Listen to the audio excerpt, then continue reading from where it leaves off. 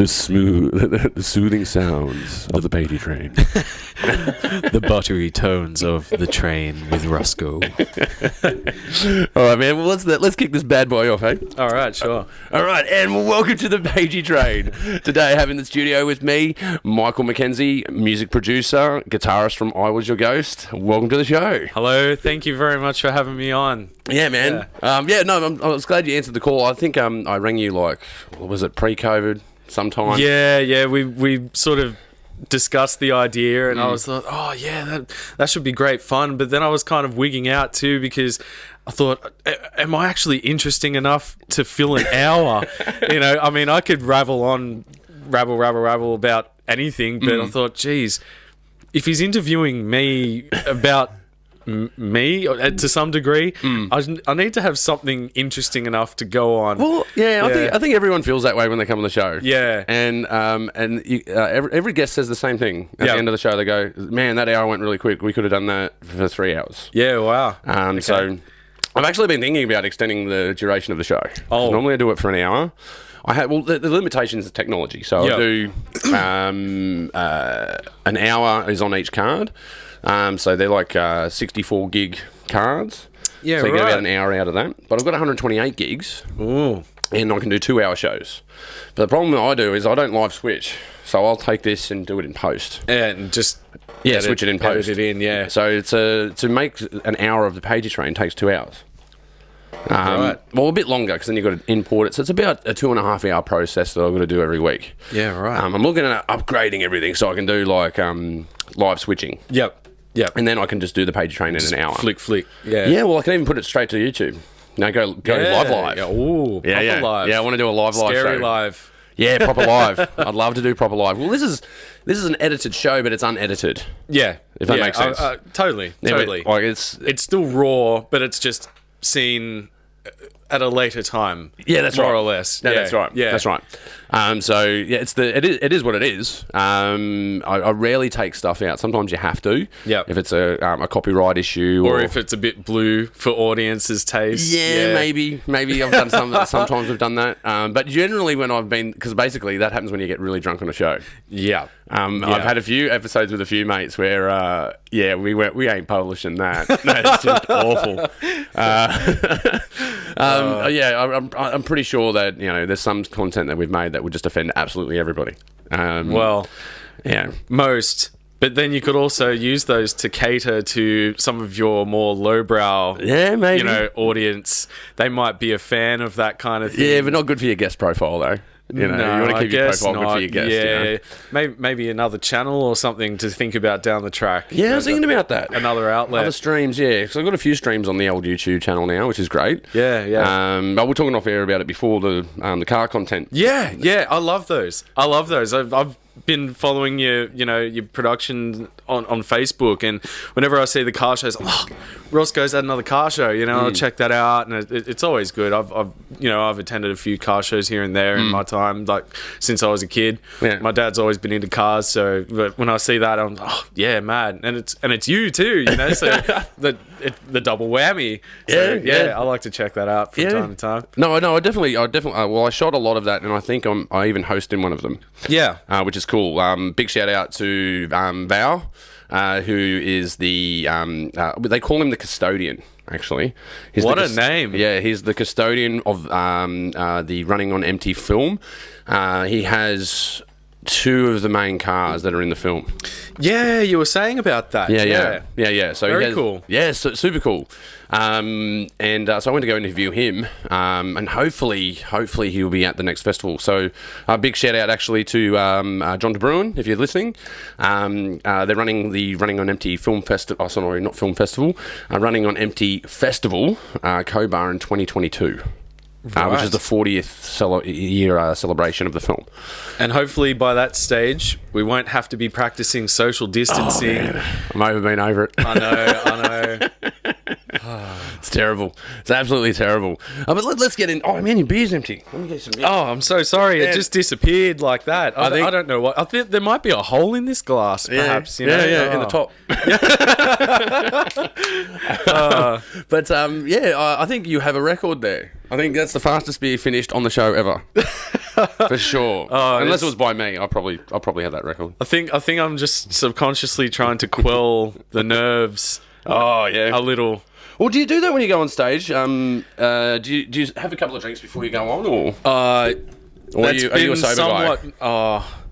I tried to be. I really did. I mean, I remember, performances, when I used to jam with guys at school and stuff like that, much too young to drink, I would find myself very, very nervous, like even though I enjoyed what I was doing and I wanted to do it, I just had this almost like freezing, tensing up sort of thing, and my leg would shake like a dog that's getting a belly scratch. Oh yeah. And I just kind of like couldn't control that, but I would keep going and I would keep doing the performance, and yeah, I mean that happened to me right up until I was old enough to drink, funny enough. Yeah. And then when the time came that I started performing in public areas and places like youth centers, and well, that's where you start out, right? When you're starting out in bands, you do youth centers and places like that. Yeah, or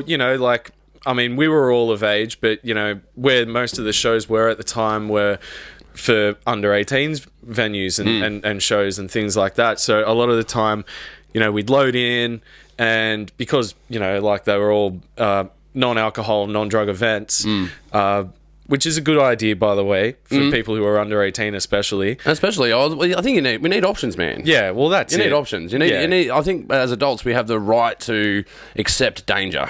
If you go to a place that serves alcohol, you accept the dangers that are around alcohol. Yes, that's it. It's part of learning to be a responsible adult. Yeah, that's it. You need, mistakes, they contribute to your learning curve.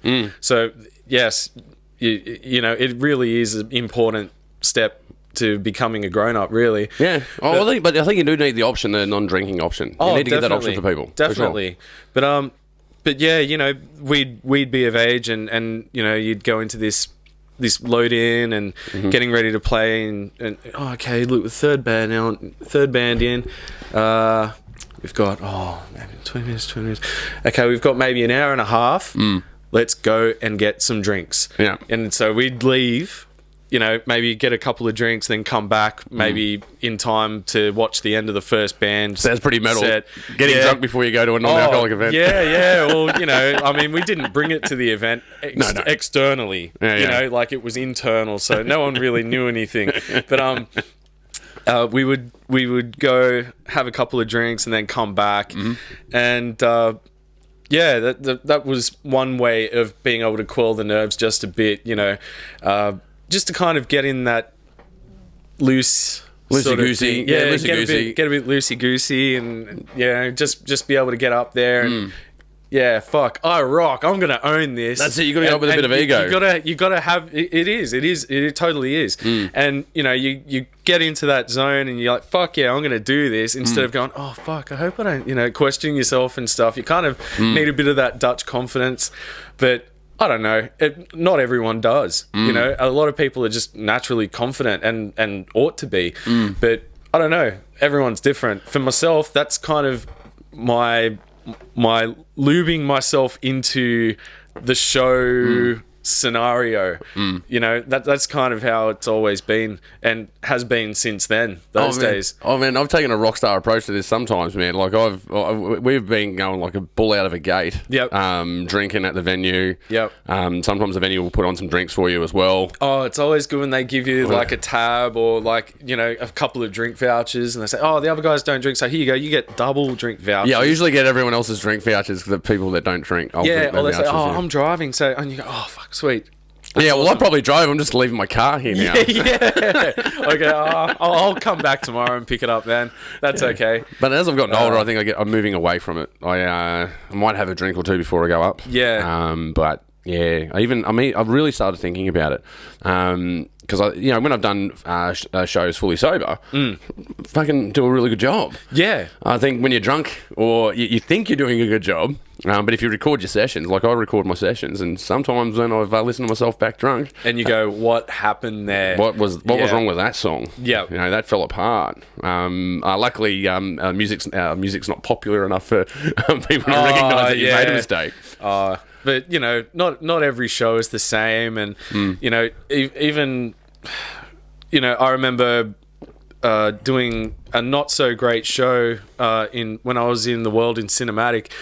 We were doing Shorefest for the second time. The first time we played it was, you know, it went well, but they invited us back the next year, hoping for much the same thing, but it was not happening for us. We had a lot of technical difficulties, and it just the mojo was all wrong. And you know, we even had people kind of throwing a bit of roastage at us on Facebook for it too. Like there'd be a bit of a clip or something like that, and people kind of saying, "Oh, lol," you know, shit like that. And you kind of go, "Ah, it's a shame you weren't at Windsor later that night, because we actually played pretty good later that night." And you know, a couple of people kind of came to our defense and said, "Yeah, you should have seen them that night. You know, there was much better." But there was no alcohol involved in either of those cases. So I mean, just goes to show, sometimes you're on the ball, and sometimes you just fumble. You know, we're human. Things happen. Do you do a practice on the day? Like when you've got a gig on, like a Saturday night gig, do you practice on the day? It was easier to do in the earlier days when, like, say I was jamming with Rob. We all lived fairly local. Big shout out to you, Rob. Yeah, big shout out to Rob. Big shout out, mate. Big Rob Wallace. Actually, you showed me. Sorry to detract. No, you brought fine. You brought that album in. Yes. Yeah. Yes. Can I have a look at that? I was watching Rob's his episode with you, where he actually mentioned our band, They Shall Fall. Yeah, They Shall Fall. Yeah. And I actually thought, you know, since he brought it up, I might actually bring this in as a conversation piece. You know, and sort of let you check that out. He's so young there. I know. I had hair. I had hair back then. Yeah, and you're pretty you're a good looking rooster, man. I was back. That was well over a decade ago, and it's just been going downhill ever since. Yeah, I know the but feeling, no, but that was a lot of fun. You know, that was a lot of fun. You know, cutting my teeth with Rob and sort of learning how to do stuff and trying to hone skills, and having a lot of fun. You know, I look back on those years fondly. You know, it was good times. But you had time to practice, so you practiced on the day? In those days, yeah. Yes. It was easy to get everyone together because we were all, you know, sort of from Western Sydney, and we could go, okay, be at Rob's house 10 in the morning, and we'd get there and we'd jam the set maybe 3 times or more, and then we'd say, okay, we're good to go, let's load up, and then we'd head out to the show, wherever that may be. As years went by and lineups began to change and stuff like that, particularly people who lived further away, it was a lot harder to get people together. You know, like we had guys coming from the North Shore. Oh, really? Nowra. Wow. And there was me in the middle, like Western Sydney kind of thing. That's a big triangle. Yeah. And, you know, it was very common to just sort of rock up when you can, and you know, if we could all be at the venue at the same time, that was a good day. You know, because I've very nearly missed a gig because I was relying. Yes, I know. I couldn't get out of work early, and I had to rely on public transport, and there was track work, and the guys had everything set up, and they're ringing me, and I'm like, I'm on my way, I'm nearly there, I can't help it. Anyways, they had everything ready to go, so I basically just like ran in through the doors and guitar on, and away we went. And that was actually in the Rob days, like when I was jamming with Rob. He'd probably be able to tell you all about that. They were probably getting ready to pack up and leave because he's not coming, you know? And that's not one of my it's not one of my prouder moments. I don't like doing that to people, but that's unfortunately. But especially, you know, when you got such vast distances to travel, and I call it the triangle of happiness. That's what I call it. The triangle of happiness. If I had it down to 1 kilometre. So work was 1 kilometre away. The rehearsal studio was 1 kilometre away. And shops, where I shop, is 1 kilometre away. Wow. So everything's been in 1 kilometre. And this is what you've got right now? Oh, now it's about the studio's within a kilometre. Yep. Work is, if you think about it, you can get on a train, which Yep. is 5 minutes away. Yep. So work's kind of 5 minutes away, but it's in Sydney. Yeah. Yeah. And the shop is in less than a kilometre. So yeah, I call it the triangle of happiness. That is good. That is good to have everything so close. Well, actually, I don't call it that. A friend of mine, Tess, told me about She that. coined the term. She coined the term, the triangle Yeah, of happiness. right. Okay. And I've adopted that. Yeah. And I think it makes a lot of sense. The smaller that triangle is, the happier you are. It makes sense. Yeah. It really does. You need to have things that are close by. You don't really want to have to travel too far. But it just goes to show how dedicated the other guys actually really were. I mean, Shane... That's amazing, yeah. From Nowra to... Yeah. Shane would train it from Nowra. He would get on the train. He'd be on the train in like early hours of the morning and go, okay, I'm on this train now. I should be in the city by lunchtime and I'll be heading out to yours, and then we go out to wherever it was we were going. You know, like it could have been... bloody out here, like we used to play a lot out here back in the day. A lot of community centres in Sinclair. You got the Sinclair, and then there's the Y. The PCYC. The PCYC, yeah. I've noticed the Sinclair Youth Centre's had a bit of a facelift as well. It's looking pretty fresh. Yeah. Well, man, I've got a strange prediction about all this stuff. Yeah, because we've gotten a kick in the balls, right, from Corona. Yep. And I think that more venues are going to open up, like places to play, and there's encouragement by the government as well. So the government's giving grants to pubs that create live that's right. playing spaces. And because there's no international acts coming around, that means all the bigger fish in Australia are going to be filling bigger stages. Yeah. That means for us little guys that are out, our sort of level, we're going to have more venues available to us. Yeah, and that's going to be good. It's going to be awesome. Because those good times need to come back. Yeah. They really do. It's it's kind of sad at the moment, but things ought to get better. Yeah, there's some venues I wish I'd played at that I didn't play at. Like one of them was the Jolly Frog. Oh yes, before it got burnt down. Yeah. Possible insurance job. We don't know. Well, we don't like to speculate. That's come up on the show a couple of times actually. Should we be saying this? It burnt down mysteriously. Yes. Air quotations. But yeah, I wanted to play that venue.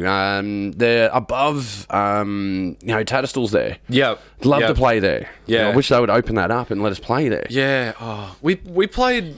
Actually, we might have a shot at rallying that after COVID, right? Yeah, that'd be good. That'd be awesome, That right? would be really good. Because that's a good room up there. Yeah. They bust it out for big bands when they come to town. Yeah. But they should bust it out a couple of times a year for, all of us local bands. Yeah.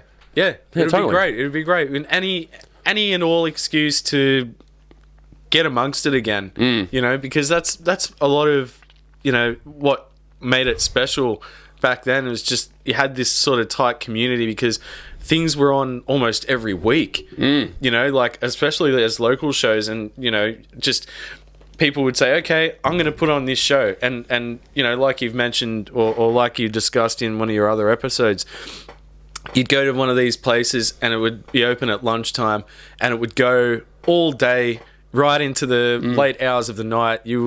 Some people would still be hanging around at like nearly midnight. Yeah, like 12 hours. Yeah. 12 hours shows. Absolutely massive festivals. Like I remember as a kid, before I started, getting into serious band stuff, like when I was only about 14, 15, I remember going to the old punk versus metal shows. Yeah. How good were they? They were awesome. That it would be like 12 bands, 6 punk bands, 6 metal bands, and they'd change it up. Like they'd open with a punk band, then metal band, punk band, metal band. And it was great because you could go there wearing your Spike bracelets and stuff, but you could also be wearing your Macca's shirt and bowling shoes at the same time. Yeah. And you didn't, everyone fit in. It was great. It was good fun. When I build lineups, man, I base it off that concept. Yeah. Like I try, because if you put the same band genres on, Yeah. you're gonna draw, it's the same show all the way through. Yeah. Well, the same feel, maybe not the same show, but the same feel. No, all the way through. I agree. Yeah. You need to have that motion in the lineup. Yeah. So I love putting on different bands, man. Yeah. Different types of bands at the same show. Yeah. Another philosophy I have is like keep the girlfriends happy. Yes. If you put on variety, all the girlfriends will be happy. Yeah. Exactly. Right? Because how many times you got to drag your bird to a show and she's like, oh, this is again. boring, yeah. Oh, jeez, it's all right. I'll hang out to watch you, babe. But they love you and they want to support you. But I guess I try and make it, if I can make the girlfriends entertained, then everyone else is entertained. Yeah, exactly. Because they've seen the show 50 times before. Yeah, exactly. And if they're having a good night, it means everyone's having a good night. Exactly. So that's a good stance to have. Yeah. But I got those ideas from punk versus metal lineups. Yeah. Back in the 90s, man. Yeah. Oh. No, they were cool, and that's what got me into bands. Because you look up at these guys playing at these shows, and going, man, I can do this in the mirror at home with a hairbrush. I'm sure I can do it for real. Yeah, and it was those sort of performances that got me into being a muso. Yeah, it totally set me free, man. And it's a shame they don't have a lot of that now. Like, you could start to see the resurgence before COVID. There was some shows popping up and festivals as well. I was going to contact you actually. Yeah. To get I Was Your Ghost into a festival. But then, that would have been good. Yeah, it would have been mid this year. Because I had you guys and another, I think it was Reva, I was going to ask. Oh, yeah. So, to take us from the West and be the representatives at this festival. I won't mention the festival because it might still be running. Yeah, but to be announced. Yeah, to be announced because they might have other announcements out there soon. Yep. But yeah, man, I was going to line us up for a festival. It would have been fucking sweet. That was so good. It's a camp out one too. Oh, wow, yeah? Yeah, it would have been camp out. Would have been camp out, and wouldn't get paid a gazillion dollars, but would have been decent. Would have been decent pay. Hey, I'm used to being unpaid for many things, and that's just how it is. I mean, you some people get upset about it. For me, I'm doing it for the love. Thankfully, I mean, it's easier for us who have an actual solid source of income. And we can say that we do it for the love because you're certainly not doing it to put food on your table. No way. I don't think you wouldn't own a table. No, there would be no table. There would be no nothing. There wouldn't be anything. You'd be looking for pizza boxes as a place for discarded cheese. Yeah, or even to suck the grease from where the cheese once was. Yeah. There's nutrients. Or just eat the cardboard. Yeah, you could eat the cardboard. Do that too. Yeah, I reckon you could. Hey, it's all right. Yeah, if it still has that pizza aroma. Yeah. It's still. It's not exactly thriving though. No, you're not thriving on life if you're at that point. No, that's true. So no, you're right though. Definitely having a career, you can then go, well, I still have my music career as well, which is part time. But then I don't know. I look at it. We run it like a business. We have a place of business. Yeah. Which is the studio. And to break even would be great. Oh, that'd be fantastic. Definitely. Yeah, we've been close before. I don't think we've quite broken even before, but we've been close one year. Yeah. Not this year. Not this fucking year. Yeah. At least we got to play a show this year. We got to play one show. Yeah? Yeah. We did Frankie's. Oh, Frankie's by the Slice. Yeah. Fucking awesome venue, dude. Oh my God. I've always wanted to play Frankie's. It is, man, if you get the chance, play Frankie's. It is fucking awesome. Oh, it would be good. They give you pizza, a case of beer, and they do the curtain draw on you. Jeez. Yeah, they draw the curtains on you. Oh, wow. So when you're on stage, when you usually watch someone on stage and you'll the lights come up.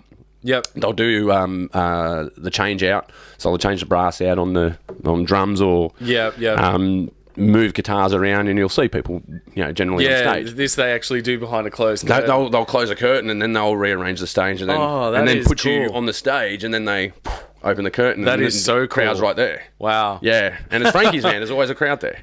Yeah. So. Oh wow. Yeah, man. Yeah. That was awesome experience. Yeah. And so many legends have stood there, man, because you get this sense of awe as well. You realise, man, Queens of the fucking Stone Age have played here, man. Yeah. Yeah. Actually, like big professional bands yeah. have played on that stage. And you're like, wow, man, I'm on this fucking stage. It's fucking awesome. Yeah. So highly recommended, man. It's a tight stage, but it's the most fun I've had on stage in a long time. Wow. Other than the show that we did. Oh, that was a lot of fun. Yeah. Was that? Yeah, that was our. That was the EP released. Yeah. The Factory, right? Factory, yeah. The Factory, Factory Theatre. Yeah. And I had to check because that was one of those evenings where I was lubricating myself, and my missus was thankfully was happy to drive, and I'd already put one whole stubby of fat lamb under my belt, and that was. The ball was well and truly rolling, and I was like, no, I'm not driving home now, so I'm having a good night. Yeah. And, yeah, that was a great night from what I remember. I was spitting beer all over the band. Like Triple H. Oh, that was gold. Yeah, coming out in a fur coat, spitting beer on the band. Yeah, I remember the fur coat. That was such a nice touch. Like, it's Triple H. Oh, wow. Oh, so good. Yeah. I got it for the faux fur coat for $30. Yeah. I got it for a costume party. I'm like, $30. I'm going to get another use out of this. Yeah, definitely. Yeah. Oh, that was a great show. Great show. You guys really lit it up. That was so solid. Yeah, man, that was a lot of fun. Had a lot of fun on stage. The sound was great too. I remember that. It was like, I've been to a lot of places and the sound there was just spot on. Yeah. It was fucking huge. He's the best sounding I've ever had. Yeah. Yeah, by far. And you can just talk to him and he actually listens to you. You go, hey, when, like I remember talking to him before we played and I just said, hey, Ben's doing his drums check and everything like that, and he's doing a sound check, and I just said to the guy, make sure, can you do something for me? Yeah. Can you please just make sure that the snare just fucking cracks over, like, you want it to really pop, and he's, yeah, no worries, I'll do that, because you want to hear all those fat flams and stuff like, that kind of thing. I hit the mic. I didn't mean it. Well, okay, so your record for that, what was that? You're in the midstream.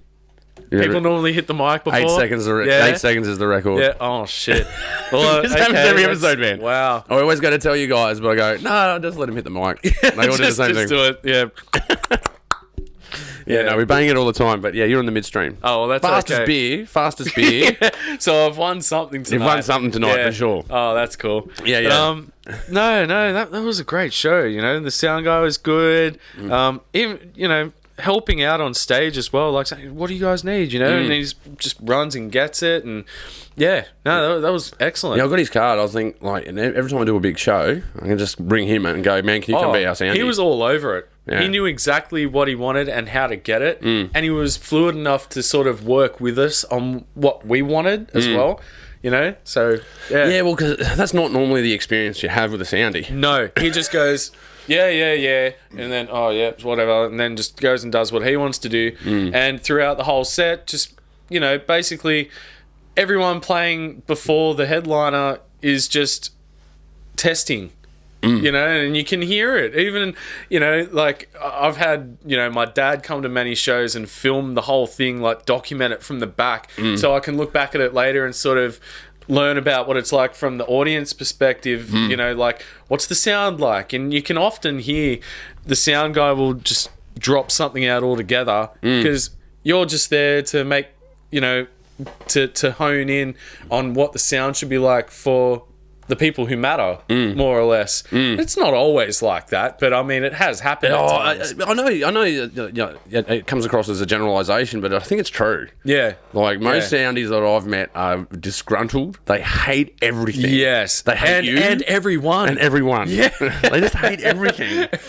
I just hate embodied. Yeah. Really, yeah. Well, usually it's a muso that wants to earn a bit of extra cash because the soundie, generally makes a couple $100 in a night, right? Yeah. And, for, perhaps 2 hours work, at a desk. And usually they're musos, and usually by the time they've gotten to that, their band is broken up and they're now just a soundie. Yeah. And they're broken and bitter. They're broken, yeah. Their soul is crushed. Yeah. And the dream's over. Yeah. And that's what annoys me about those guys. I don't think that's true for all of them. I'm sure there's but we've all met one that fits that description. pretty sure we all have. But I've done it across different industries as well, because I've done it as a muso. I make sound as a muso. Yeah. But when I have like shot, music for TV, you run into the soundie then as well, and then you go, oh, it's the same thing, man. You guys are all the fucking same. Yeah, and you start to notice them too before you even speak to them. You just kind of, it's almost like you see their aura. Yeah. And They have a black cloud following them fucking everywhere. And it's always raining. Or it's almost like when you watch The Ring, how it's like anyone who's watched the video and they see themselves on camera, their face is all just like warped. And you kind of get the same thing when you see them. You kind of just go, they have no soul. No, not quite. But, I know what you mean. They do. That's what I mean. They drag the energy down, because you're there with high energy, right? Yeah, and you come in like peppy. I'm doing a fucking show. It's gonna be awesome. And they go, oh fuck, I'll just push this one up. And you're like, more fold back, man. Yeah, exactly. Yeah. More fold back or too much fold back. Oh, hey, can we get another DI? Oh, for fuck's sake. I had one. Rob will laugh at this. If you're watching, Rob will laugh at this. I had one set, because I've yelled at a lot of sound guys. Yep. Especially if you've got a shit attitude. Yes. Yeah. And I had one say to me, he goes, "You're fucking bullshit, cunt." That's what he said to me. We were the headline and act. You're bullshit. I just asked to move a mic on a drum kit for Rob, because Rob's like, I'm going to get more stuff. Can you ask them to move this mic for me? I go, can we just move this mic so we can change it out on the back, because we were the back line? Yeah. It was a normal little request. And then Rob walks back in with a drum, and then the sounding just going to me, "You're fucking bullshit." Man. Dude, so uncalled for. Yeah, not nice. No, not nice at all. Yeah. Oh, sorry, guys. I just realised I dropped a big-ass fucking C-bomb on you. Oh. Yeah. Now, I don't think I've ever done that on the Pagey train. It's a bit raw. A lot of fucks and what have yous, but, no fucking cunts. It's a bit loose tonight. Yeah, loosey-goosey. Yeah. Oh, you're out of beer again. Oh, jeez. It's beer. I'm sure it's leaking out somewhere. There's, I don't know. Chuck it in. I'll fill it up. Thank you very much. Yeah, no worries, man. No worries. Appreciate it. Yeah. So just to let the folks out there know, you were the producer for our EP Mendoza, and that was a great experience too. That was a whole lot of fun. That was probably the first full recording and sort of editing experience that I had working on something that wasn't my own sort of project. That was a lot of fun. I mean, I've recorded other people for fun, but I hadn't really had that confidence prior to that. I had been sort of fiddling around for years on Pro Tools and in my own time. And when Rob approached me and said, would you be interested in doing this? And I thought, well, I can handle the recording and the tracking and editing. Like, I can, like, not to blow my own horn, but I can edit like it's second nature to me. Yeah, I know that feeling. Yeah. I love doing that, just getting it all in line and making sure the fades are all right, and you don't. It's a meticulous job. Yeah, but I enjoy doing it. It's satisfying, as I'm sure you get the same sense of satisfaction from your videos. When things line up just right, and it's just magic. You go, fuck yeah, it's working. It's working. I had a strange observation the other day. I was watching disaster porn, aka the news. Yes, and oh wow! So I was watching some disaster porn. I think it was might have been ABC 24. Yep. Right, and they were doing some I call it the COVID 20-minute cycle. Right. Yeah. If you want to catch up on where COVID's at, just watch the news for 20 minutes, and you'll be fully informed. Yep. Because they would just repeat that over and over and over for 24 hours, if you go to a 24-hour news service. Anyway, so I was watching the death cycle. That's the other name I'll give it. I'd say to Misty, let's watch a death cycle. And it's so not gloomy at all. No, there's no good stories on there at all. It's like the world is in recession and depression and everyone is dying. You can't go outside or you'll die. If you can go outside, it's because you have a job, which probably won't last long because we're going to lose everything. Everything's going. Yeah, this is a dress rehearsal for the Armageddon. Relax. Yes, just relax. Everything will be okay. Maintain social distancing. Maintain social distancing. Consider wearing a mask. But we wash your hands. But I was watching someone sign because they have someone that's off to the side signing. And this idea struck me. I go, man, well, you know, when you talk, you can kind of feel language in your body. You can feel words leaving you. Yeah. And I've had the same experience editing. I can feel it leaving my hands because you're giving commands to your hands, and those commands are going into a computer that's making a product. Yeah. So I drew a correlation between the two. Because if I need to ask a signer, of course, but I wonder if they feel the language in their hands when they speak with their hands. Yeah, that's an interesting concept. It's an interesting concept because I've had experiences where I've felt the edit leaving my hands, inside my hands, and the same with writing. Yeah. Because when you write, sometimes I feel the words in my fingers, and that's where you get into the zone, right? Where you're not thinking about it anymore, you're just typing. Yeah. Or you're into the zone on a timeline and you're just editing. Yeah. You're not even thinking. It's like walking. Yeah. Yeah. It totally is. Yeah. Yeah. And I wonder if a signer has the same experience. We'll have to ask. Yeah. I'm going to ask a signer. I'm pretty sure I know a couple of guys on Facebook who know Auslan. I might actually ask. Yeah. That's an interesting question, right? Do you feel the language in your hands? Yeah. I guess, well, I can't remember where I referenced it from. It was, I heard of this story of, you know how people talk in their sleep? Yes. You can. I do it. I wake up talking and I think, fuck was I just talking about? Like, I'll be explaining something in my dream and I'll be waking up while I'm explaining it, like someone's sitting right there and I've just come to and I'm still talking and I go, what was that about? What was all that? Like, was someone okay? Am I talking to ghosts now? You know, like, am I having a conversation or is it just being asleep? You never know. Well, it's hilarious with Misty. She talks in her sleep as well, and we talk to each other in our sleep. Like, I've woken up talking to her in my sleep, but it's not it's nonsensical stuff. Yeah. You know, you wake up going, "Oh, beavers and ducks, man." Like, you know, it makes complete sense to you at the time. At the time, makes sense. Yeah. But signers, people that do signing, when they sleep talk, they talk with their hands. Isn't that crazy? What they actually do? Yeah, so they sign in their sleep. Wow, I'd never even heard of that. Yeah, sorry to imitate signing. I don't know how to sign. Actually, I know my name. ROSS. Oh. And I know... Oh, this one's funny. That's bullshit. I know that one. Well, that's that much more than I know about what was the other one? sign. The other one learning in school, that's apple and orange. Yeah. Oh. No, a little bit. No, a little bit of Auslan. But I may have got that around the wrong way.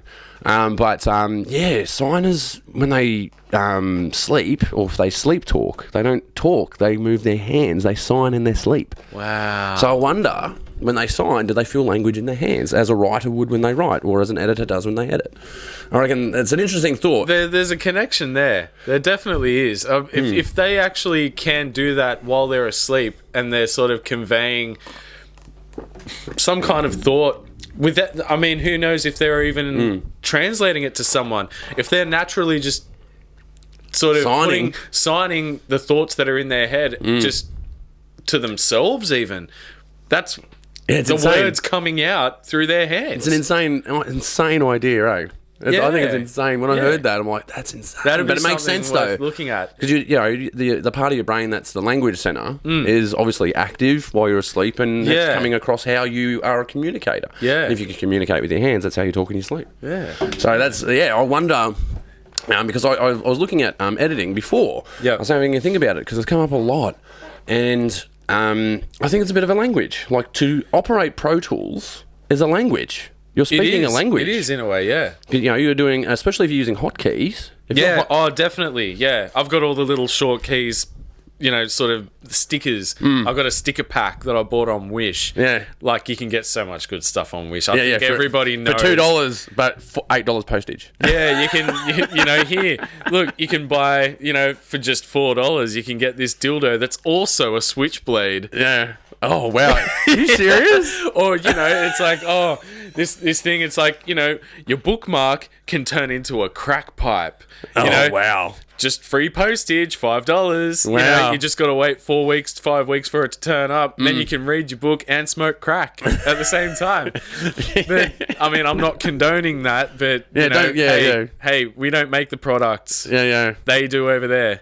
Well, imagine, so you're a chick that's being mugged and you pull out a dildo. Yeah. or a vibrator, and then they'll there's either switchblade. Yeah, or they pull out. Give me the your dildo, fucking money. And the thief or the mugger becomes The mugged. either confused, scared, or aroused. Yeah, interesting stuff. Yeah. Interesting stuff on Wish. Yeah. Yeah, there's some weird stuff in there. I've scrolled Definitely. through a lot, and I've bought things on Wish. Oh, me too. I have. Me too. I have to admit, I've I bought always stuff got on it. something coming on its way from China. I've got something on its way, but yeah. By the time it turns up, you forget that you've ordered it. You know, but hey, it's all right. It's nice and cheap. Like, Well, I look at the sunglasses because I have a sunglasses bowl, oh yeah, like yeah. a whole collection of different types of sunglasses. And when do you buy them off Wish? Yeah. Because you get them for like three, because they'll start off at $12. Yeah. And right, you go $12. I ain't spending that. No, Like, and I you can keep get going that to the related products. I can get that down to $3. Yeah. And, yeah. and I look at, and when their stock's running low, they'll do their final sales and offload the remainder of their stock. I need to remember that. So you can tell when someone's at near the end of their stock because their price goes way down. Okay. Well, that's all right. Yeah. So I collect sunglasses, and I would buy on Wish like $50 worth of sunglasses at $3 each. That's pretty good. I've got heaps of them. Dude, I used to I have... go through them a lot though. Oh, yeah. They don't bad. last forever, you know. Especially, yeah, you know, when you use them, I suppose. But, Yeah. I even go bodyboarding in them, man. Like, Yeah? I mean, I've been surfing with aviators on, man. Oh, and a cowboy nice. hat. Oh, wow. What a look. Yeah. Snappy dress up. That was a lot of fun. Yeah. That was an interesting weekend for everyone that was involved. And was it just the aviators and the cowboy hat? Yeah, no, and a rashie. Oh, and a rashie. And a rashie. I thought it was just Nude just surfing. just the aviators and the cowboy hat. They do that. There's I think it's the Bondi nude night surfing. Oh, You ever see this? no. They do nude night surfing. I never knew. Yeah, the famous move is to get on a longboard and do like the mangina. You know, where they do the tuck behind and they're like, Oh, woo! Yeah. Doing the what's the wild horses? What's the Buffalo Bill? Oh, yeah, the old old fruit bowl out the back. Yeah. Sort of. Wild horses. Oh, God. Yeah. Hard fuck me. I'd fuck me. Hard fuck me so hard. Yeah, so Yeah. the nude night surfing they call it. Wow. Yeah. Yeah, I even made a TV show of it. Really? Yeah. Wow. That's how I know about it. Because you'd have the naked news and then you'd watch nude night Oh, surfing. naked news. Yes. Yeah. Oh, good old nighttime TV. Yeah. Well, the naked news was way better. It was way better than the disaster porn we're getting at the moment. Yeah. You Yeah, know. that's true. And they just market it that way. Like, it's just terrible. I think the breaking point for me this year was the explosion in Beirut. They just play that footage over and over and over and over again.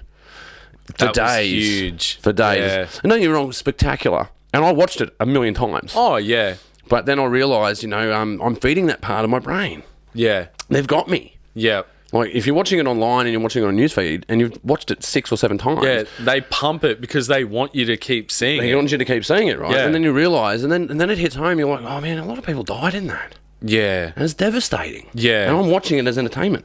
Yeah. And you're like, oh man, that's no good. So yeah, I'm totally off it. Yeah. Yeah. And especially I think Corona was the thing that boiled it up, and yeah, the thing that overflowed it for me was that explosion. That's fair enough to say. It's just how bad can it get? You know, surely there's got to be some kind of change in the situation soon. It's Oh well, look with Beirut though, they had it really tough. They just went through a recession happened to them before COVID. Yeah, Then their right. dollar crashed during COVID, God. and then their capital city was just fucking annihilated. Yeah. You know. Yeah. They're doing it tough, so my heart goes out to those Oh, people. definitely. But heavy somber note. I was reading online today that Google Is this the open letter thing? open letter. Have you read the open letter? I saw it today. I'd heard the term Google's open letter Well, I read it a on couple YouTube. of days I read ago, it on YouTube, and I was yeah. like, "Oh, I wonder what that's about." And then I was actually using YouTube today, watching your podcast. Actually, Oh, well, great. Yeah. Make sure you subscribe. and you know, I was watching it, and the first thing that came up was this little bar at the bottom saying, your YouTube, it could be at risk. Yeah. The Australian government is about to fist fuck YouTube. Yeah, my YouTube could be at risk. This, I don't know. Well, that's their marketing campaign because it's called, air quotations, YouTube. So it's us and we're the tube and we populate it with our content. Well, yeah, that and that if you're good makes enough, sense. and if you're good enough, because we populate the space. I thought it was talking about my channel specifically. No, they're talking about they're talking about it holistically. Yeah, it wasn't until I'd actually opened it because it said read more, and I was like, okay, now I see what they're talking about. I thought it was like a personalized attack on my content for not being popular enough. Actually, I thought the same thing. yeah. I thought, your YouTube's at risk. Your content is shit. Yeah. I mean, I worked really hard on that content. What's wrong with you guys? Like, just because only 12 people have watched it, I spent a really long time on that one. Yeah, I'm happy with 20 views, man. If I get 20 views, I'm happy. Oh, 20 views is great. Yeah, pumped. Ecstatic over that. Oh. If I hit over 100, that's fantastic. If I get 1,000, then I'm really excited. Yeah. Really excited on 1,000 hit. Yeah. But, I was reading it today and there was a valid point that they made. Because you go, well, if news corporations are making news and you're stealing that news, you're entitled to a little bit of money. That's fair. I think that's fair enough. Yeah. And that's how the news has framed it. Or sorry, disaster porn, whatever you want to call it.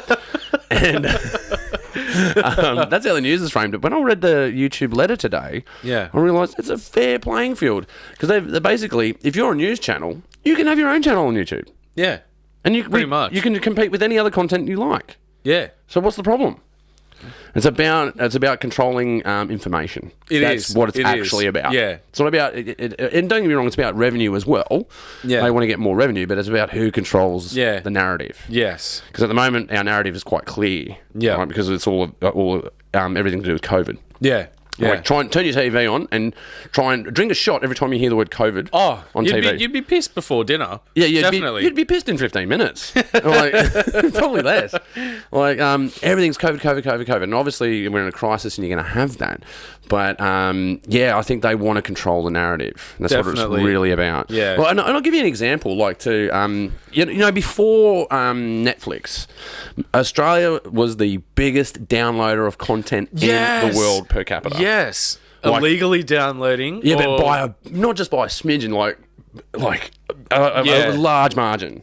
Yep. And you could go onto sites because I got to a point where I wasn't even downloading anymore. I got too lazy for that. I got too lazy to steal content. Yep. So I streamed it. Yeah. So then you have illegal streaming sites. Yes. Once all of the torrent sites started getting taken down, you go, fuck, what am I going to do now? And that was the next best thing. Yeah, that's right. Or the people who upload things direct to YouTube and it might have a funny name given to it or a different title. And you go, oh, wow, they've just re-uploaded, Freddy Got Fingered or something like that. I've watched a few of them that way. Yeah. They're not there for long, though. No. In fact, I actually watched one that had only been uploaded. I can't remember what film it was, but I was keen on it for ages, and I kept up on YouTube looking for it, and someone finally uploaded it, and I watched it, and virtually as soon as it finished, I went to go look for it or share it, gone. And it was already gone. Yeah. They were quick to get it. Yeah. I've watched people stream Rick and Morty. Yeah. For hours. Like they'll just have a live stream running. Yeah. Because once you have that live stream and then it's gone. All right, see, that's a bit nefarious. You're nicking content at that point. Yeah, you're lifting it, right? Yeah, but no, sorry. Get back to that example about them trying to control the narrative, and that was so you had streaming sites like illegal streaming sites like Let Me Watch This was one of them. Put Locker. Was another one. F movies, yeah. V movie, yeah, that was another one. Shit. What else is there? There was heaps of them. Yeah. But you can go to an aggregate site and then it would lead you to all of the micro sites underneath that. And they would always change the pattern of how to get there. There would be a .te or a they kept changing the domain name. Yeah. Like the domain extension to like different countries. Yeah. Yeah, different country extension. And then there would be... It all ended up in Iceland in the end. Yes. It all ended up in Iceland because Iceland's like, we don't give a fuck. Yeah. Put your shit here. We don't care. Yeah. But then... and Netflix come out. And Stan had come out. Right? And you could still go onto these illegal sites. You didn't need to get. You didn't need, and this is when you could like easily hack Netflix as well and get an open catalog. Yeah, Change like all the overseas stuff. Change your VPN, and then you could get more content. Yeah. And when they released Fox Now, right? Yeah. Which is obviously owned by Fox. Yeah. And Fox Now is the streaming service built by Fox. Yeah. As soon as they released that, all of the illegal streaming sites couldn't get into them. Yeah. On that day. And if you think about it, Netflix is a foreign company. Yep. I think Stan is to an extent as well. Not entirely sure about that. That might be Australian. They do have a lot of Australian content, Stan. Yeah, they're pretty good. I'm not sure if it's like you said. I'm not sure myself if it's actually Australian. I don't think it is because you got Ozflix, which is Australian owned. Yeah. But I don't think Stan is. Yeah. But my point is, as soon as they released Fox Now, all the illegal streaming sites were blocked. Yeah. Not before, because if you think about it, those illegal streaming sites is unfair to Stan and Netflix. Yeah. They didn't care about that. Because Stan and Netflix aren't mainstream. No, Fox is. Yeah. As soon as a mainstream company is doing it, then they block it. Yeah. Because at the time, I would imagine, and I'm only speculating, that if you leave the illegal streaming sites up while Netflix is running in Australia, in a country that has a high download rate of pirated content, they're not going to sell that product. People go, why would I buy Netflix when I can get it for free? Yeah, exactly. But now you can't get it for free because of Fox Now. Yeah. So that's just an example where you can see that's a calculated move to control content. Definitely. Or leave it out of control is also a method of controlling it. You know what I mean? So they've left it out of control, but when they had a direct bottom line vested interest in it, then they took control of it. And I think that's the same thing that's going on with this open letter. It's not about just controlling the money. It's controlling the information. And we get that even in Netflix, because Netflix has a hard time operating in Australia because they go, they won't let them open the full catalogue. And that's because of TV network deals. Yeah, because this show, we want this show on there. No, because that show is signed to, Channel 9? Yeah, Channel 9 showing that in October. We can't release that. Yeah.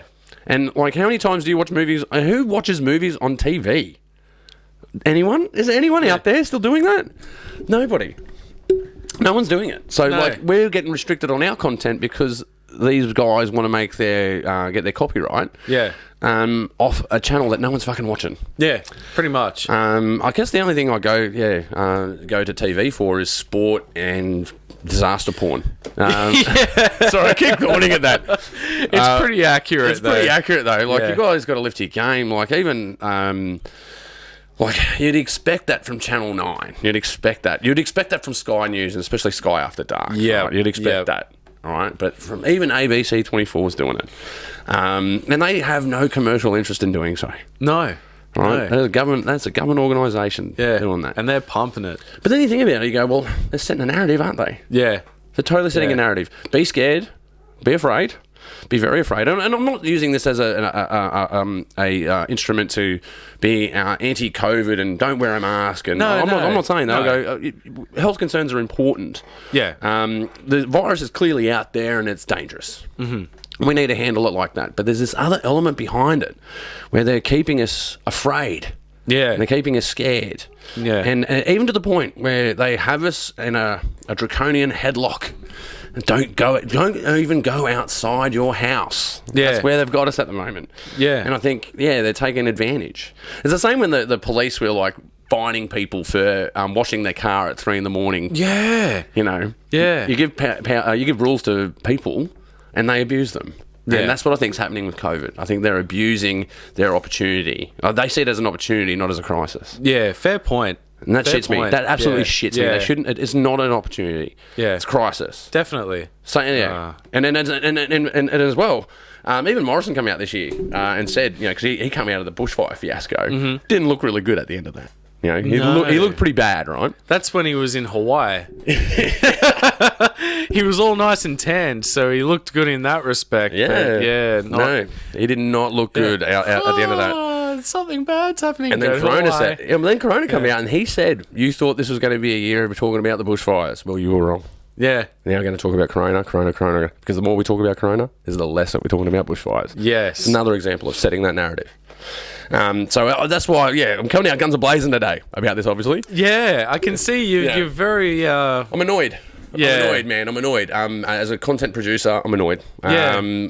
Understandable. Why should news corporations have more an advantage than anyone else on YouTube? Why? If you think your content is good enough, then sell it. Yeah. Put it on the channel, monetize it, and sell it. Yeah. Like everyone else, man. Yeah. Fair enough. Why do you need special treatment? And if people are nicking your content, you've then got to come up with ways that you need to copyright it better, or you need to manage your content better. Yeah. Watermark everything if you need to. Yeah. Well, that's it, eh? Big fat one like what 7 News does. Yeah. Yeah, the big banner across it. Yeah. And No people still watch it. one's pinching that. It's disaster porn. They're still going to get hooked on it, right? And that's what I mean. That's what we're talking about. We're talking about because it moved from clicks, right? Yeah. And I see their point. There's one point I do see from the news side of it is that if you're looking at journalism, journalistic integrity, or the fourth estate, if you will. Yeah. They got to tell stories that keep the government in check. That's their job. That's the fourth estate's job, is to keep the government in check. That has gone by the wayside because of clickbait. Because now it's about selling advertising space and keeping you engaged on this addictive little thing we call a phone. Yeah. All right, because we're addicted to it. Yes. Like, how far away is your phone right now? It's in your pocket? No, or a metre away? it's actually right over there. there. Yeah. Then that's pretty far away. That's pretty far away for a phone. I guess most people usually they need it in there next to it. Yeah. I sleep with mine on a little bracket with a charger with a charger attached, hanging over my head while I fall asleep, so I can fall asleep watching B-grade movies and stuff like that, or listen to music or whatever, and just have it sort of just hanging above my head with very low brightness, so it's not offensive to my eyes in the dark. Oh, man, I get sucked into vortexes, right? I'll start off by watching TED Talks, right? Which you go, well, I'm educating myself, and this is very good, right?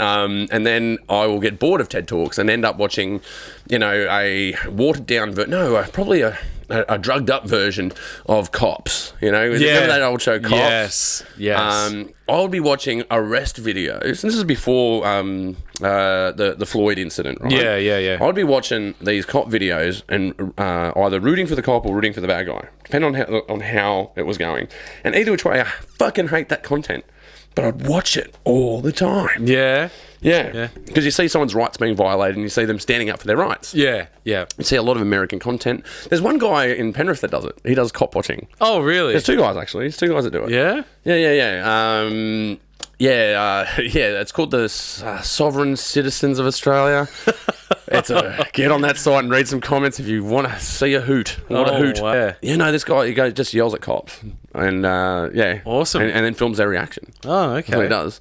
Starts talking about, Masons and, oh, wow. fucking Illuminati. Oh, he goes, right, God. like that. He's a 33rd degree Mason. He's with the Scottish Rite. He knows all about it.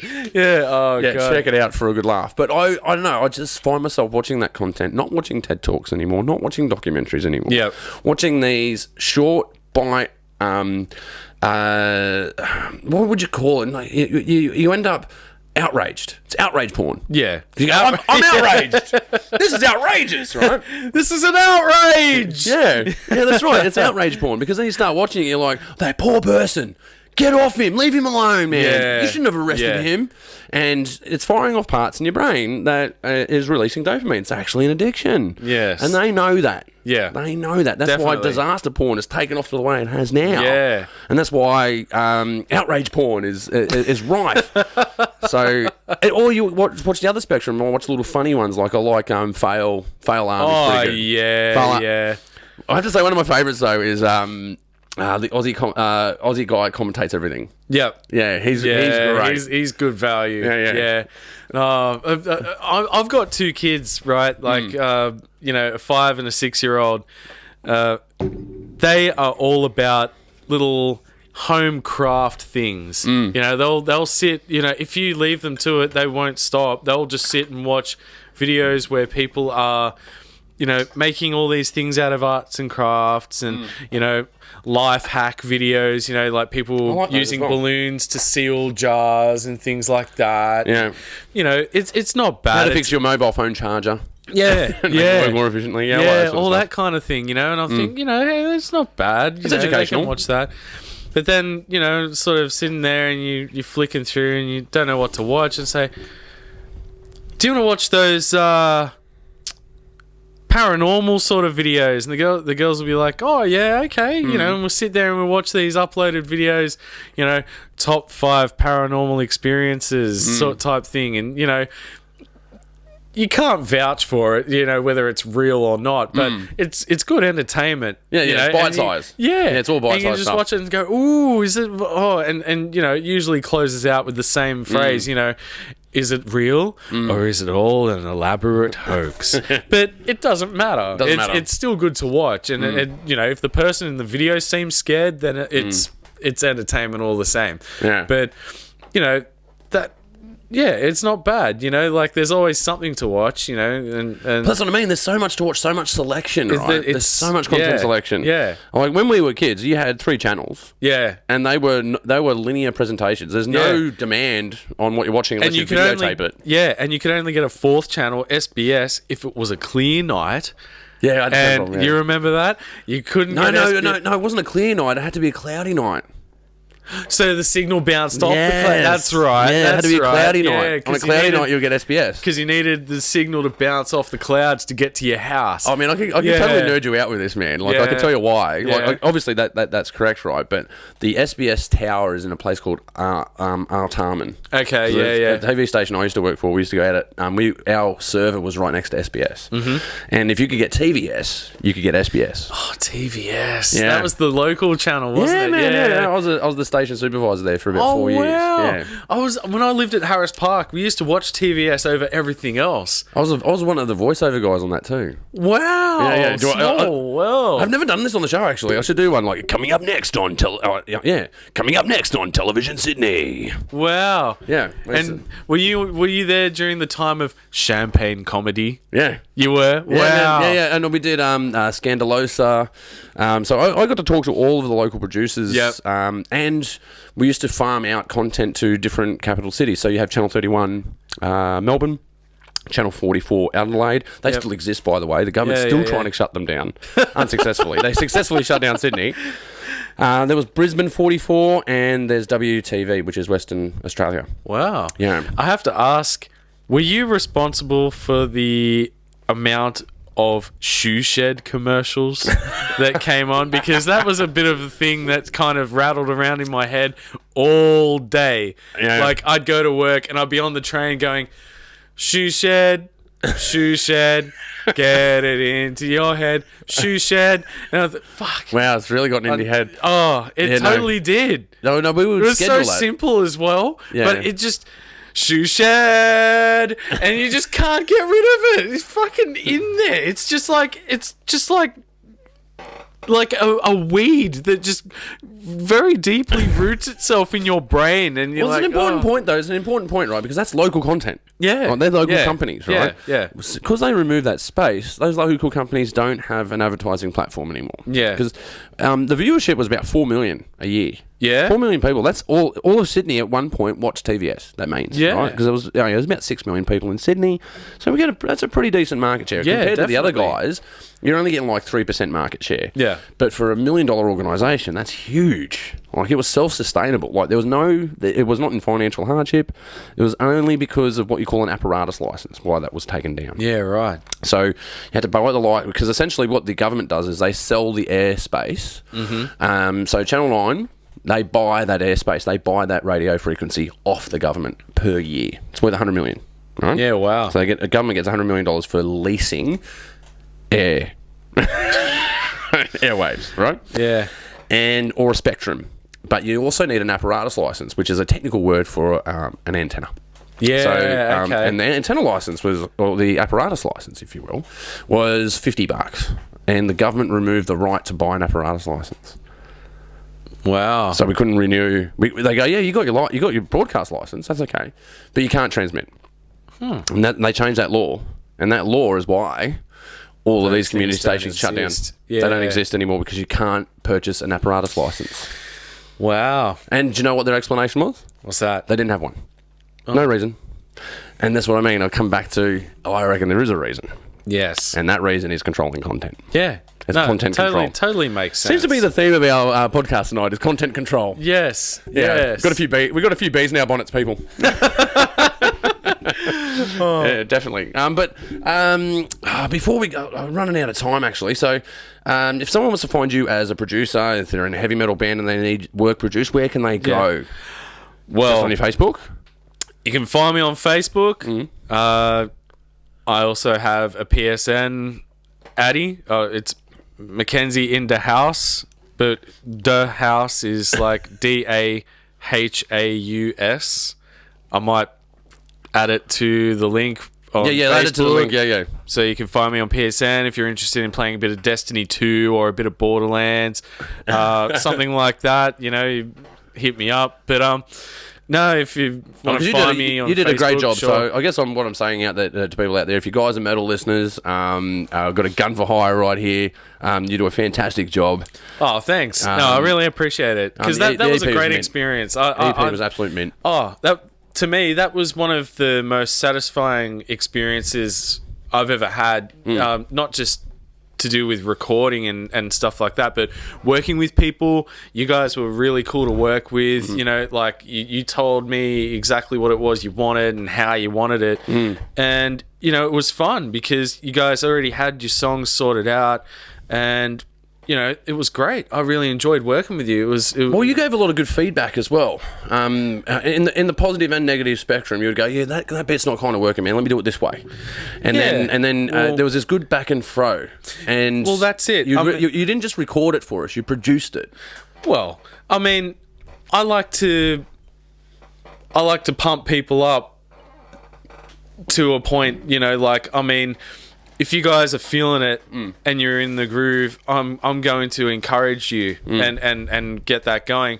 If something's not quite working, I might say, you know, oh, maybe we could try it this way or something else. I'm not going to say, oh, that's wrong.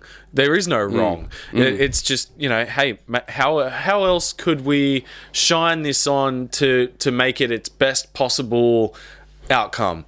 You know, and if I have something to say and you guys, you know, didn't like it or whatever, and that wasn't your vision, I'm not going to get upset by it. This is your baby, you know. And well, that's a good point, though. That's why it's good to have a producer on your EP, an outside set of ears. An outside set of ears. You got someone else listening to it that's critical of it in a constructive way. Yeah, and that was the experience that we had working with you. Yeah, and I'm glad. It was very very good experience. I'm glad. It really was. You know, like because you guys come in with your songs and I really wanted them to be the best they could be for you, you know, so that you can look back on it and like, because I can't tell you how many times I've put something out in the past, like in projects of my own, and I've sort of looked back at it and gone, oh, I wish I did this differently, or I wish I did that differently.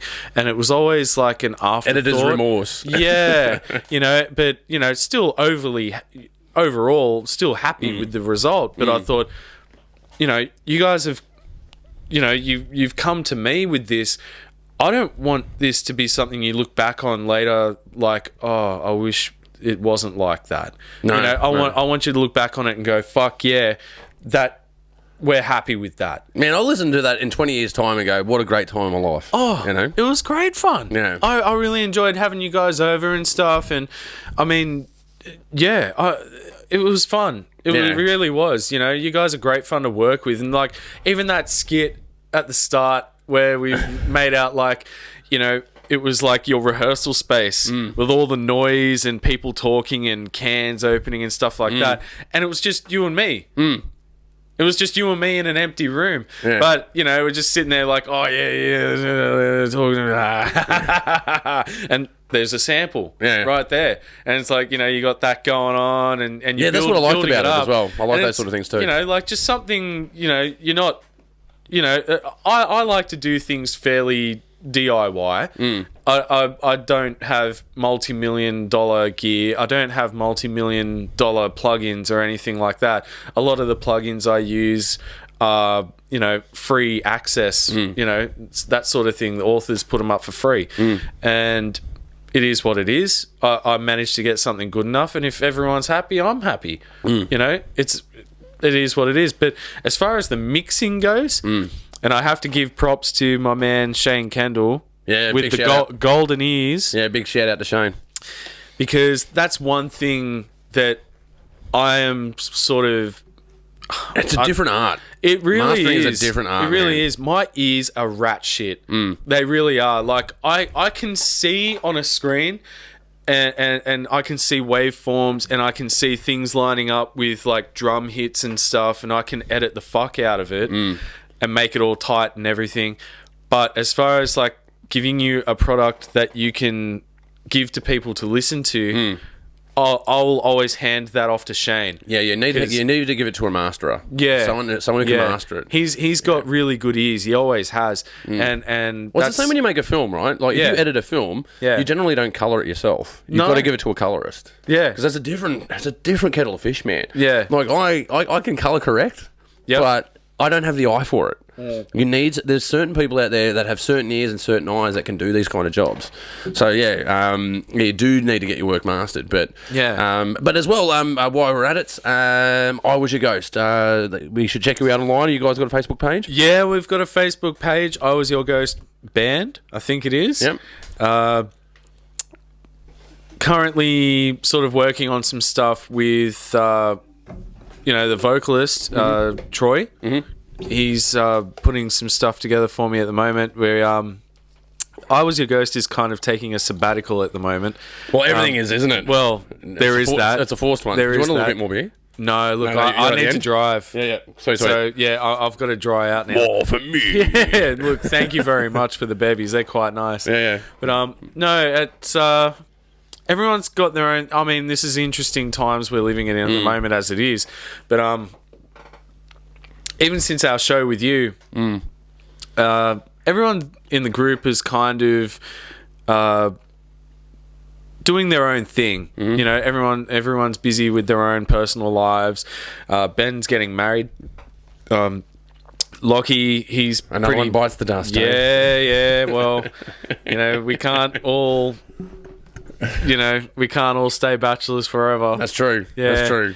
But no, I'm very happy for Ben getting hitched. Or at least he was the last time I spoke to him. I'm pretty sure. But you guys had a killer set, man. When I watched you guys perform, it was a killer set, man. Yeah? It was really good. You guys are tight as fuck. It's really good, really good lineup. Not lineup, thanks. sorry, but really good arrangements. But, well, but I mean, even the lineup itself, we were really lucky to find guys who, already had a handle on what they were doing. Like Justin, the key player, he was in Howard's band, like the bass player. They were in a band together. So they already had a tight sort of thing going on.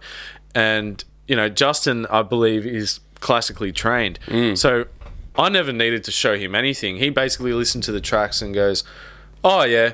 This is how I populate and then it. he just does it. Yeah. And it's That's like, what you want, that's great. I don't have to tell anyone how to do anything. And if there was anything anyone was unsure of, you can just jump on Facebook and film like a little passage and just say, oh, this is that lick that you were asking about, and they go, oh yeah, okay, sweet. Yeah, that's good when it's like that, isn't it? Didn't really need a lot to put into it. All it was really, because I mean, the I Was Your Ghost thing started as what was going to just be an online project between myself and a mate, Daniel, of mine, and we were just going to do that. And things started to sort of change, and the thought came up, hey, maybe we could do this live. And I thought, started talking to the guys from I Was Your Ghost, got a couple of them on board, got Howard and Justin on board, and we got Troy from I'm going to look bad for forgetting the name now. Don't worry, I do that all the time. No, but we got Troy on board, and we started, practicing, and thought, even if we just do a couple of shows, because for me, that was coming off the back of, like I quit being in a band so I could start a family and be focused on work and stuff like that, because I wanted to be there 100%. And I never thought that I would actually get on stage again. And I think more than anything, it was like a test for myself to sort of see if I could do it again. And we were able to pull it together, and we managed to do 2 shows. 2 shows, I mean, yeah, in most people's language, 2 shows is nothing. But when you come back from about 5 years of doing nothing, it's kind of a big deal. I mean, at least it was to me. I thought I'd never play live ever again. But we put it together and we managed to put on 2 pretty solid shows, I feel. Like, definitely, man. We were pretty satisfied with it. And, you know, I guess even if I don't do anything ever again in terms of live performance, I feel kind of satisfied that, you know, I set my mind to something. I thought, I'm going to see if I can do this again, see if I'm not too old to do this. And we made it happen. And, you know, I'll go, fuck yeah. Yeah, there you go. There it is. I've had similar issues with that as well. Like, you go, well, man, my 30s are running out. 40s coming up real soon. Yep. Am I going to be in a heavy metal band for the next 10 years until I'm 50? And then if you asked me that question 10 years ago, I'd go, fuck no. I'm not going to be doing that. I'm going to grow up at some point. Turns out I'm never going to grow up. I'm just going to keep being in a band. Growing up's overrated. Yeah. It really is. Like, my hair's starting to grow grey, and all I could wish for At least you have hair. Yeah. All mine's gone. It's all gone. Yeah, well, that's, it was someone like yourself actually said to me. They go, "You should grow your hair off." I'm like, "Why is that?" They go, "Because you got it. Yeah, you don't know when you're not going to have it anymore. Yeah, so exactly. Grow it while you got it." And I think that was really good advice. Yeah, no, definitely. And look at you now. You're like this, you know, like the L'Oreal commercial or something like that, you know, and the grey's working. It actually looks like you've got like microphone hit number 2. The grey's working. It looks like, you know, natural highlights and stuff like that. My niece said to me, she goes, do you dye your hair grey, Uncle Ross? I go, why is that? Is that a popular thing that kids are doing these days? I go, yeah. And I said, yeah, I do. Yeah, that's what I'm all about it. And my sister looks at me and goes, you're a fucking idiot. You say, no, I'm all about it. Yeah, I'm down. I'm hip. I'm it. That's what's going on. Yeah, totally. Absolutely. Man, but I think we're definitely at the end of the show. I better wrap it up. Yeah, no worries. So thank you so much for being on the Pagey Train. Thanks for having me on. This has been an interesting experience. I would really like to come back and do it again sometime. Yeah, totally come back. Especially if you got the guys together for I Was Your Ghost and you're going to do a show after COVID. Yep. And you want to promote it, come on the show, man, and we'll have a chat about it. And you know, Unreal. that's what we're about here at the Pagey Train, man. When I say where, I mean me. Although I do have assistance from here to there. Yeah. I do get a little bit of help. But man, no, totally love to have you back. It'll be great. Would love to. All right, and and don't forget, guys, go and subscribe to the Pagey Train. You can check us out on Spotify, Apple Podcasts, and Anchor, or wherever you find podcasts. We're everywhere. As in, I am everywhere. But you've been watching the Pagey Train, and we'll see you next time. Thanks for having me. That's it, man. I think I butchered the ending, but that's all right. No, that sounded good. That's fun. That was heaps fun. All right, cool. So hour goes real quick, hey? Yeah. Well, that was an hour and 20. Oh, wow.